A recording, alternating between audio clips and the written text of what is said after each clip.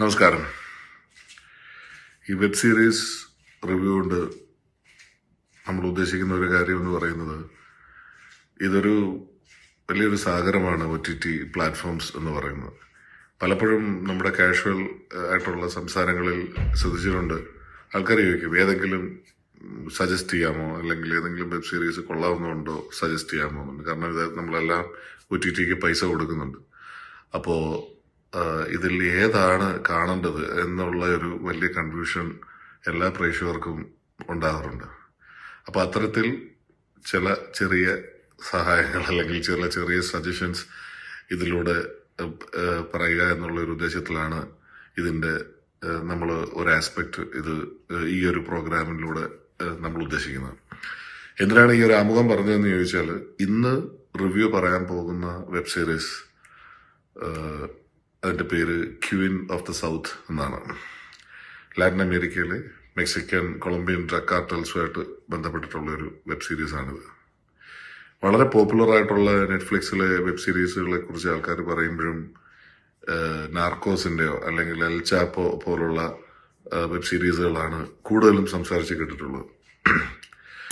എനിക്ക് ഈ ഒരു വെബ് സീരീസ് സജഷൻ വന്നത് തന്നെ ഇന്ത്യനിൽ നിന്നല്ല, ഒരു ഫോറിനറാണ് എനിക്ക് ഇത് സജസ്റ്റ് ചെയ്തത്. നമ്മൾ ഒരു വളരെ കാഷ്വൽ ആയിട്ടുള്ള ഒരു ഓഫീസ് ടോക്കിനിടയിൽ ഒരു ചായമായിട്ടിരുന്നപ്പം ഉണ്ടായ ഒരു സംസാരത്തിലും വെബ് സീരീസിന്റെ താല്പര്യങ്ങളൊക്കെ പറഞ്ഞിട്ടാണ് അതിലേക്ക് വന്നത്. എന്നെ അത്ഭുതപ്പെടുത്തിയ കാര്യം എന്ന് പറയുന്നത്, ഈ ക്വീൻ ഓഫ് ദി സൗത്ത് എന്നുള്ള ഈ ഒരു വെബ് സീരീസിന്റെ കാര്യം വളരെ വ്യാപകമായിട്ട് തന്നെ ഇത് കാണുന്ന ഇന്ത്യൻ ഓഡിയൻസിലൊന്നും ആർക്കും ഇത് കേട്ടിട്ട് പോലുമില്ല എന്നുള്ള ഒരു ഫാക്റ്റായിരുന്നു. നാർക്കോസ് പലർക്കും അറിയാം, അത് പാബ്ലോ എസ്കോബോറിന്റെ വെബ് സീരീസ് ആണ്. എൽ ചാപ്പോ ഉണ്ട്, അത് നാർക്കോസിന്റെ അത്രയും പോപ്പുലർ അല്ലെങ്കിലും അതും ഒരുപാട് പേര് കണ്ടിട്ടുണ്ട്. പക്ഷെ ക്വീൻ ഓഫ് ദി സൗത്ത്, അതേ ജോണറിൽ വരുന്ന ക്വീൻ ഓഫ് ദി സൗത്ത് എന്തുകൊണ്ടാണ് ആൾക്കാർക്ക് അറിയാതെ പോയതെന്നുള്ളത് എന്നെ അത്ഭുതപ്പെടുത്തിയ ഒരു കാര്യമാണ്. ഇത് കണ്ടപ്പോൾ ഈ നാർക്കോസിനേക്കാളും എൽ ചാപ്പോയേക്കാളും മികച്ചു നിൽക്കുന്നു എന്ന് തന്നെയാണ് എനിക്ക് പറയാനുള്ളത്. ഇതിന്റെ ഒരു 4-5 പ്രത്യേകതകളുണ്ട് ഈ ഒരു വെബ് സീരീസിന് മറ്റ് ഡ്രഗ് കാർട്ടൽ സ്വഭാവമുള്ള വെബ് സീരീസുകളെ വെച്ച് നോക്കുമ്പോൾ. ഒന്ന്, ഇതിലൊരു നമ്മൾ ജനറലി പറയുന്ന ഒരു വിമൻ എംപവർമെന്റ് എന്ന് പറയുന്ന പോലെ ഒരു വലിയൊരു ഫാക്ടർ ഈ ഒരു വെബ് സീരീസിലുണ്ട്. കാരണം ഇത് തെരേസ മെന്തോസ എന്ന് പറയുന്ന ഒരു വളരെ സാധാരണക്കാരിയായ ഒരു ലേഡി, അവര് ഒരു ഒരു പബ്ബിന്റെ ഇതിന്റെ മുമ്പിൽ വെച്ചിട്ട് ഒരാളെ പരിചയപ്പെടുന്നു. അയാൾ ഈ ഡ്രഗ്സ് ഒക്കെ വിൽക്കുന്ന ഒരാളാണെന്ന് പിന്നീട് അറിയുന്നു. പക്ഷെ ആ ബന്ധം തുടരുന്നു. അയാൾ കൊല്ലപ്പെടുന്നു. അതോടെ ഇവരുടെ ജീവിതം താറുമാറാകുന്നു. ക്ലീശയാണോ? ഇത്രയും കേട്ടിട്ട് ഇതിലെന്താണ് അത്ഭുതം തോന്നുന്നുണ്ടോ? ശരിയാണ്, ഇവിടം വരെ സർവ്വസാധാരണമാണ്. പക്ഷേ ഹസ്ബൻഡിനെ കൊല്ലാൻ വന്ന ആൾക്കാർ തന്നെ പിന്നീട് ഇവരുടെ ഒപ്പമാകുന്ന രീതിയിലാണ് പിന്നെ കാര്യങ്ങൾ മാറുന്നത്. ഇത് ഒത്തിരി എപ്പിസോഡ്സ് ഒന്നും എടുത്തല്ല ഈ ഒരു കൺവേർഷൻ വരുന്നത്. ഇവിടുന്ന് അങ്ങോട്ട് ഇവരുടെ തെരേസ മെന്തോസ എന്നുള്ള ഈ ഒരു ലേഡിയുടെ പടിപടിയായിട്ടുള്ള ഒരു വളർച്ചയാണ് കാണിക്കുന്നത്. നാർക്കോസും എൽ ചാപ്പോയും പോലെ തന്നെ ഇതും ജീവിച്ചിരുന്ന ഒരു ലേഡി അണ്ടർവേൾഡ് ഡോണിന്റെ, എനിക്ക് അവരുടെ ലാസ്റ്റ് നെയിം ഗൗട്ടിമാല എന്ന് മാത്രം അറിയാം, ബാക്കി എനിക്ക് മറന്നുപോയ പേര്.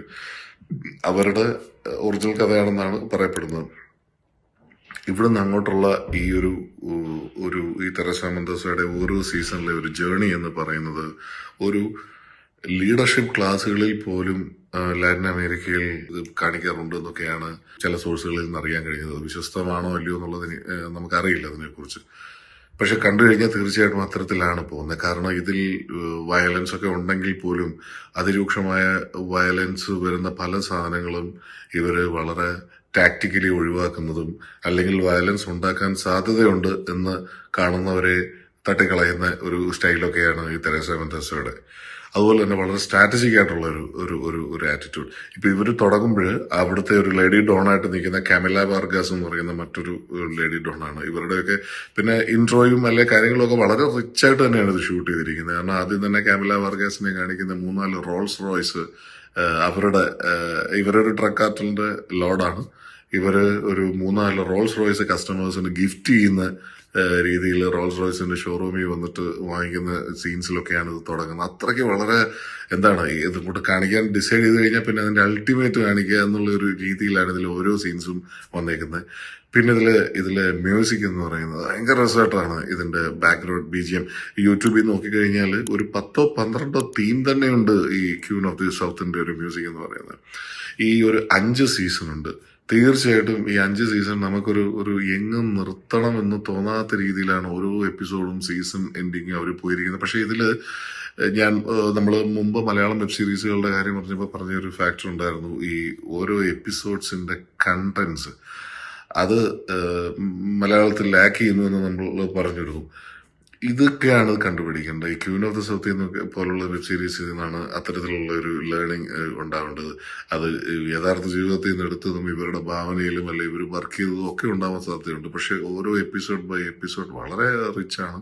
പിന്നെ ഈ ഡ്രഗ് കാർട്ടലിന്റെ എന്തെങ്കിലും ഇതിന്റെ ഒരു കുറവ് പറയുകയാണെങ്കിൽ ഇപ്പൊ ഡ്രഗ് കാർട്ടലിന്റെ ഒരു ജനറൽ സ്വഭാവം വെച്ചിട്ടുള്ള ഒരു ചില നമ്മൾ മറ്റു വെബ് സീരീസുകൾ കാണുന്നതൊക്കെ തന്നെ ഇവിടെയും ചിലയിടത്തൊക്കെ റിപ്പീറ്റ് ചെയ്തിട്ടുണ്ട്. ഇതില് ഞാൻ വിമൻ ലീഡർഷിപ്പിന്റെ ഒരു കാര്യം പറഞ്ഞു. ഇതിൽ വലിയൊരു ഘടകം ഇപ്പൊ ജനറൽ ലീഡർഷിപ്പിന്റെ ഇത് നോക്കിയാൽ പോലും ഇവരെ കാട്ടി ഒത്തിരി ഈ ഫീൽഡിൽ ഈ ഡ്രഗ് കാർട്ടൽ ഫീൽഡിൽ സീനിയേഴ്സ് ആയിട്ടുള്ള പോട്ടെ എന്ന് പറയുന്ന കഥാപാത്രം പോട്ടെ എന്നാണ് ഇത് കാണിക്കുന്നത്. സ്പാനിഷിലാണ് ഇത് ഫുള്ള്. പക്ഷെ ഇംഗ്ലീഷ് സബ് ടൈറ്റിൽസ് തന്നെ മോർ ദാൻ ഇനഫ് ആണ് നമുക്കിത് ആസ്വദിക്കാൻ. ജെയിംസ് എന്ന് പറയുന്ന മറ്റൊരു സ്നൈപ്പർ. ഇവരൊക്കെ ഈ തെരേസ മെൻഡോസയുടെ ആർമിപ്പെട്ടവരാണ്. ഇവരെല്ലാം ഇൻഡിവിജ്വലി വളരെ കേപ്പബിളും ഈ മാർക്കറ്റിൽ അറിയപ്പെടുന്ന ആൾക്കാരാണ്. പക്ഷേ ആസ് എ ലീഡർ അല്ലെങ്കിൽ ആസ് എ സ്ട്രാറ്റജിക് അഡ്വൈസ് ഒക്കെ ഇവര് തെരേസ മെൻഡോസയാണ് അപ്രോച്ച് ചെയ്യുന്നത്. അതിൽ തന്നെ തെരേസയും പിന്നീട് ജെയിംസ് വോട്ടൊക്കെ ഉള്ള ഒരു ചെറിയൊരു സൈലന്റ് ലവ് ട്രാക്കും ഒക്കെ വളരെ പെർഫെക്റ്റ് ആയിട്ടാണ് ബ്ലെൻഡ് ചെയ്തിരിക്കുന്നത്. എങ്ങും നമുക്ക് ബോറടിക്കാത്ത രീതിയിലോ ലാഗ് ഫീൽ ചെയ്യാത്ത രീതിയിലോ ഒക്കെ തന്നെയാണ് ഇത് പോകുന്നത്. സീസൺ 5ന്റെ എൻഡിങ് ഒരു വളരെ കാവ്യാത്മകമായി പൊയറ്റിക് എൻഡ് തന്നെയാണ്. ഇത് വീണ്ടും വീണ്ടും കാണണമെന്ന് ആഗ്രഹിക്കുമ്പോൾ പോലും നമ്മൾ അങ്ങനെ എൻഡിങ് ആയത് നന്നായി എന്ന് നമ്മൾ ഒത്തിരി ആഗ്രഹിക്കും.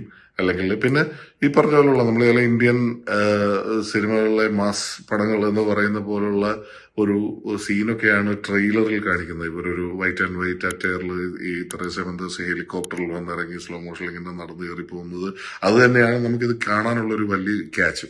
നമ്മുടെ ബിഗിനിങ് എന്ന് പറയുന്നത് ഒരു വലിയ ക്യാച്ചാണ്. സീസൺ 2ന്റെ എൻഡോടുകൂടി കാമില വാർഗാസിന്റെ എപ്പിസോഡ് അടയുകയും അവിടുന്ന് ഇവര് ശരിക്കും കാമില വാർഗാസിന്റെ ഒരു അസിസ്റ്റന്റ് ജോലിക്കായിട്ട് കയറി പിന്നീട് അവിടുന്ന് കത്തി കയറി പോയ ഒരാളാണ്. അതിൽ തന്നെ കുറെ എത്തിക്സ് ഫോളോ ചെയ്യുന്നുണ്ട്. പിന്നെ ഈ പറയുന്ന പോലെ ഒരു ബിസിനസ് ജനറലി ഏത് ബിസിനസ് ആയിക്കോട്ടെ അതിൽ വരുന്ന ചില ഇമ്മീഡിയറ്റ് ആക്ഷൻസ് എടുക്കേണ്ട അവസ്ഥകൾ അല്ലെങ്കിൽ ഒരു ക്വിക്ക് ഡിസിഷൻ മേക്കിംഗ് അല്ലെ റൈറ്റ് ഡിസിഷൻ മേക്കിംഗ് ഇതൊക്കെയാണ് ഈ തെരേസ മെൻഡോസയുടെ അവരെ മറ്റുള്ളവരെ അക്സെപ്റ്റ് ചെയ്യാനുള്ള ഒരു വലിയ തെളിവായിട്ടൊക്കെ ഇതിൽ കാണിച്ചിട്ടുള്ളത്. തീർച്ചയായിട്ടും ഞാനത് പറയാൻ കാര്യം വീണ്ടും പറയുന്നു.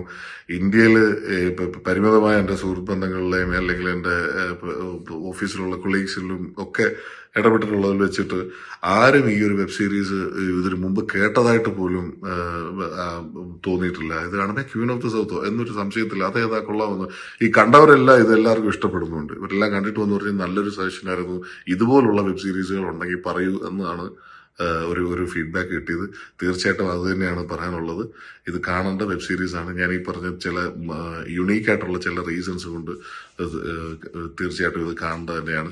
ഞാൻ ഇപ്പം നാർക്കോസ് പോലും to be very honest full episodes ഞാനിരുന്ന് കണ്ടിട്ടില്ല.